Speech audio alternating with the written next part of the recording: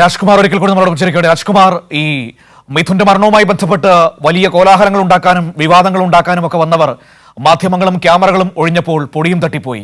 പക്ഷേ മിഥുന്റെ കുടുംബം ഒരു കാര്യം തിരിച്ചറിയുന്നുണ്ട്, ഈ മിനിറ്റിലും തങ്ങളോടൊപ്പം നിൽക്കുന്നത് സർക്കാരാണ്, ആ സഹായങ്ങളാണ് മുന്നോട്ട് നയിക്കുന്നത് എന്ന്. ഏറ്റവും വലിയ ദുഃഖം അനുഭവിക്കുമ്പോഴും അതാണോ അവർ നമ്മളോട് പറഞ്ഞു വെക്കുന്നത്? ഈ വാക്കുകൾക്കപ്പുറം നമുക്ക് എന്താണ് കേരള സമൂഹത്തോട് നമുക്ക് പറയാനുള്ളത്? ഇത് വളരെ വ്യക്തമായി തന്നെ നമ്മുടെ ചോദ്യങ്ങളും വ്യക്തമായ അദ്ദേഹത്തിന്റെ ഉത്തരവും, അതും പ്രത്യേകിച്ച് മരണം നടന്ന് ഇതിന്റെ 2 ദിവസം കഴിയുമ്പോൾ അവർ ആ കുടുംബം ഇങ്ങനെ പ്രതികരിക്കണമെങ്കിൽ അവരുടെ അനുഭവ സാക്ഷ്യം കൂടിയാണത്. മന്ത്രിമാരും ഗവൺമെന്റ് ഉദ്യോഗസ്ഥരും മുഴുവനും അവർക്ക് KCB ഉൾപ്പെടെ അവർക്ക് പൂർണ്ണ പിന്തുണയുമായി രംഗത്ത് വരുന്നു. നിലവിൽ ഇപ്പോൾ സ്കൂൾ മാനേജ്മെന്റ് കമ്മിറ്റി അല്പം മുമ്പ് യോഗം ചേർന്ന് അവർക്ക് ഈ കുടുംബത്തിന് 10 ലക്ഷം രൂപയുടെ ധനസഹായം നൽകുമെന്ന് മാധ്യമങ്ങളെ അറിയിച്ചു. അതേപോലെ തന്നെ ഈ മിഥുന്റെ കുടുംബത്തോടൊപ്പം പൂർണ്ണമായി നിൽക്കും.